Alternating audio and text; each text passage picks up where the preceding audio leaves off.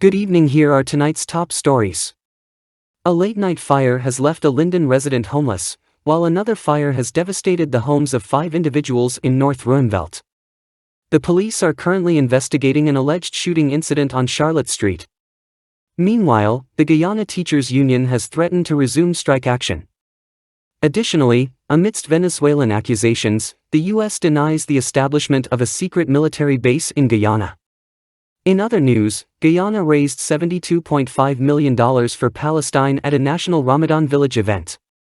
Furthermore, Minister Colin Kroll has commissioned a water supply system in Quarry, Region 9. Stay tuned for further updates. Please remember to like, share and subscribe to our channel for more news. Late-night fire leaves Lynden resident homeless.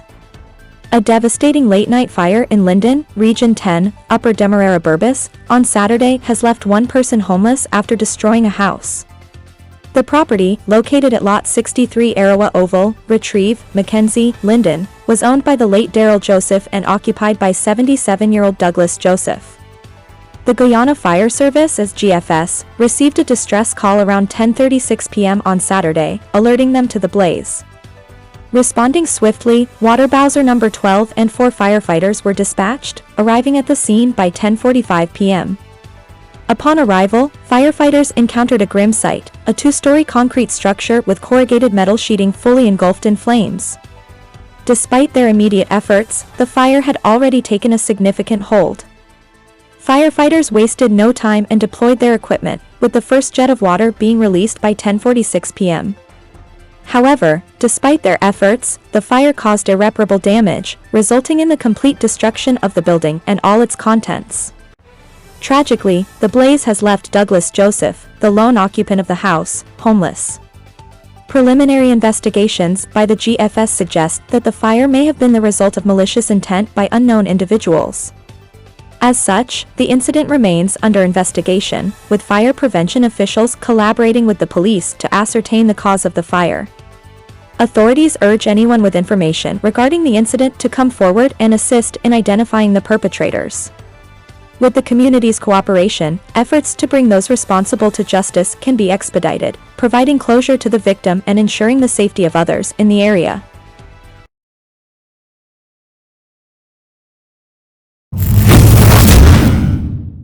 Five left homeless after devastating fire in North Rinvelt. A family in Postal Street, Stevedore Housing Scheme, North Rinvelt, Georgetown, has been left homeless and bereft of personal belongings following a devastating fire that engulfed their home on Friday night. Judy Lynch, her husband, her 29-year-old son Andrew Marks, her daughter-in-law, and her grandfather are currently seeking refuge at a relative's home in the aftermath of the blaze. Andrew Marks recounted the harrowing events, stating that he received news of the fire while he was away around 6 p.m. on Friday. Rushing home upon hearing the alarming news, he found the house already consumed by flames. Despite his efforts to salvage belongings, the intensity of the fire thwarted any meaningful rescue attempts. The family, who had resided in the property for over 30 years, has lost everything, including millions of dollars worth of possessions. Marks explained that they had recently rebuilt the house, converting it into a single-story, 4-bedroom concrete structure. However, all their efforts were reduced to ashes in the inferno.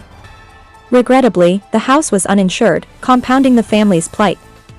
Marks suspects an electrical fault as the cause of the fire, citing frequent power outages as a recurring issue in the area. With the family facing the daunting task of rebuilding their lives from scratch, Marks expressed his concerns about the challenges ahead. Having lost his livelihood due to road construction work, he now shoulders the responsibility of providing for his family. Despite the adversity, Marks remains resolute, acknowledging the need to forge ahead and rebuild. Meanwhile, an investigation into the cause of the fire has been initiated, seeking to uncover the circumstances that led to this tragic event.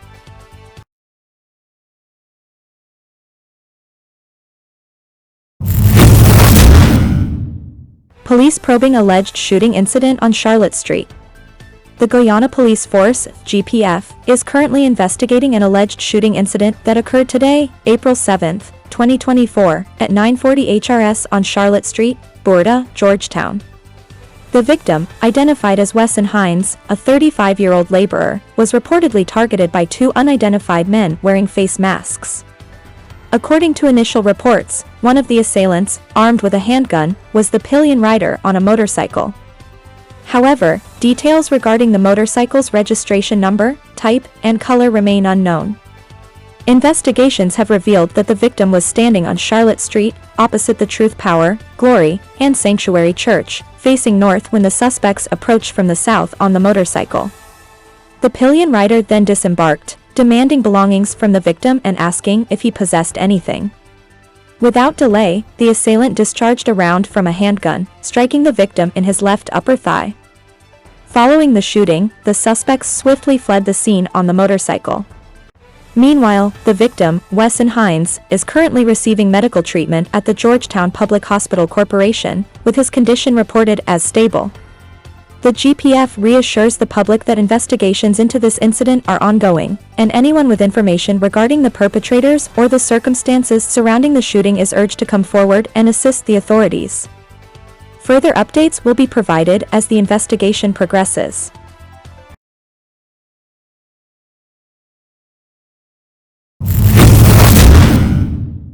Guyana Teachers Union threatens resumption of strike action. As public schools in Guyana prepare to reopen for the August term on Monday, the Guyana Teachers Union (GTU) has issued a warning that strike action may resume if negotiations with the government do not yield satisfactory results. During a Facebook Live session on Sunday afternoon, GTU President Mark Light announced that while the union will not immediately engage in strike action, the possibility of resuming a full-fledged strike remains on the table. Light stated, "Looming over us is the resumption of a full-fledged strike at a date to be announced to the membership. This second phase of the strike action will only be abetted when the two sides agree on a salary package for the teachers of Guyana. The date for the resumption of the strike will be announced shortly." The GTU president revealed that the union's general counsel has suggested three options during recent discussions: resuming strike action, pursuing mutually agreed upon arbitration with the government, or pursuing litigation against the Ministry of Labor. The decision on the way forward now lies with the union's executives. Light warned teachers to be prepared for a possible return to strike action as soon as Tuesday. The ongoing dispute between the GTU and the Ministry of Education revolves around salary negotiations. While the union demands retroactive pay hikes for the period 2019 to 2023, the Ministry of Education maintains that there is no fiscal space for such increases and is only willing to discuss raises for 2024. Amidst these negotiations, legal action is also underway, with the High Court set to hear arguments about the government's right to cut striking teachers' salaries and cease the automatic deduction and transfer of union dues on Wednesday. Until a decision is reached by the court, the government is unable to pursue these actions. The GTU urges the government to engage in meaningful negotiations to address the concerns of teachers and avoid further disruption to the education system. Further updates on the situation are expected in the coming days.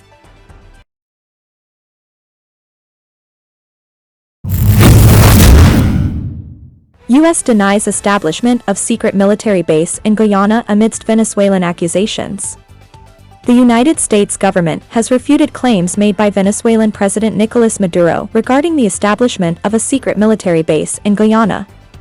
White House National Security Communications Advisor, Admiral John Kirby, dismissed the allegations during a press briefing on Thursday, stating unequivocally, "There's no plans for a secret military base in Guyana." Maduro had accused Guyana's President Dr. Irfan Ali of being a puppet of the United States government, British government, and U.S. oil giant ExxonMobil, further alleging that Guyana was colluding with U.S. security agencies to establish secret military bases aimed at attacking Tamarimo, purportedly the capital of a new state Venezuela claims to establish in the Essequibo territory. Responding to Maduro's accusations, President Ali emphasized Guyana's commitment to abiding by international law and pursuing peaceful coexistence with its neighbors. He reiterated, "We have no intention of converting any other assets from any one of our neighbors. Our only intention is to live peacefully and to develop our country for the Guyanese people." The ongoing tensions between Guyana and Venezuela stem from Venezuela's recent move to claim Guyana's Essequibo region, comprising more than two-thirds of Guyana's national territory, as part of its own territory. Maduro promulgated the Organic Law for the Defense of Guyana Esequiba, asserting Venezuela's sovereignty over the disputed territory. In response to Venezuela's actions, Guyana's Vice President Barrett Jagdeo described the move as bad faith and reassured the Guyanese citizenry that the government remains vigilant. Jagdeo emphasized that Guyana has notified its legal team and international partners about Venezuela's latest act of aggression. Additionally, Guyana has denied allegations of collaborating with the U.S. or any other country in aggression against Venezuela. The United States Southern Command's Air Force Commander, Major General Evan Pettis, dismissed claims of establishing a military base in Guyana, affirming the long-standing bilateral security partnership between the U.S. and Guyana. The escalating tensions underscore the need for diplomatic efforts to resolve the territorial dispute peacefully and uphold international law. Guyana continues to seek support from its allies and partners while asserting its sovereignty over the Essequibo region. The situation remains fluid, with both countries closely monitoring developments in the region.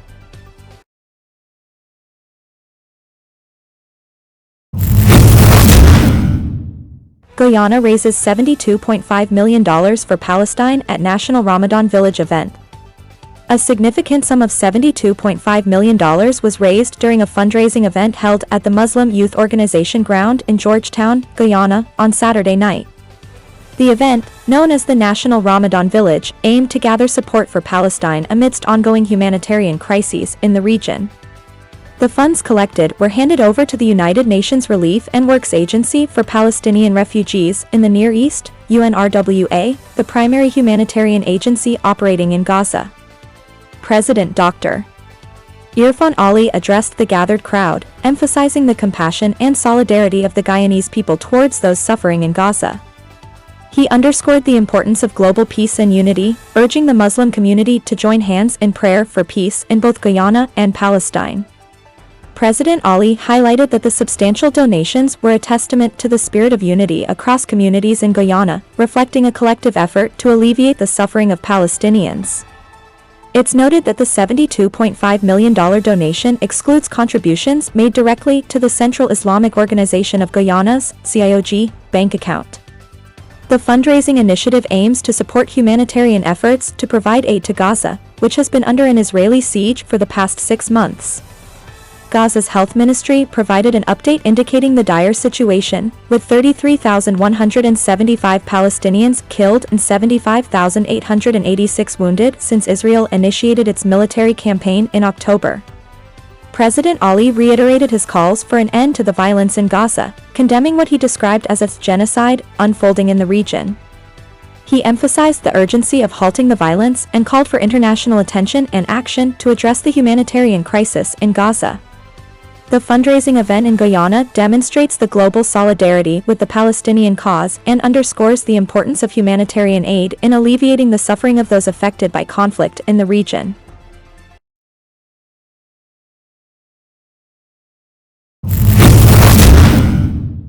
Minister Colin Kroll commissions water supply system in Quarry, Region 9. Residents of Quarry, Region 9, celebrated improved access to water as Minister of Housing and Water, Honorable Colin Kroll, commissioned the community's new water supply system. The ceremony, attended by Regional Chairman Mr. Brian Allicock and Mr. Ramchand Jailal, Hinterland Services Director at Guyana Water Incorporated, GWI, marked a significant milestone for the community. Previously reliant on a hand-dug well, Quarry faced water shortages exacerbated by a prolonged drought. In response to this challenge, GWI, in collaboration with the community, drilled a new well to ensure a sustainable water supply. The newly established system now serves 60% of the community, addressing a critical need for clean and accessible water. During the commissioning ceremony, Minister Kroll announced plans for further improvements, including the drilling of a second well. He emphasized the government's commitment to investing in water infrastructure, citing an initial investment of $12 million for the first well. Minister Kroll also highlighted the importance of climate change awareness, urging residents to conserve water and protect the newly established system. Under President Irfan Ali's leadership, the government has prioritized expanding water access in hinterland and riverine communities nationwide. Over the past 3 years, $3 billion has been allocated to improve water access, with significant progress noted in Region 9. Access to water in the region has increased from 60% in 2020 to 94% presently. Additionally, $1.5 billion has been allocated for the Hinterland Water Supply Program this year, further demonstrating the government's commitment to enhancing water infrastructure in remote communities.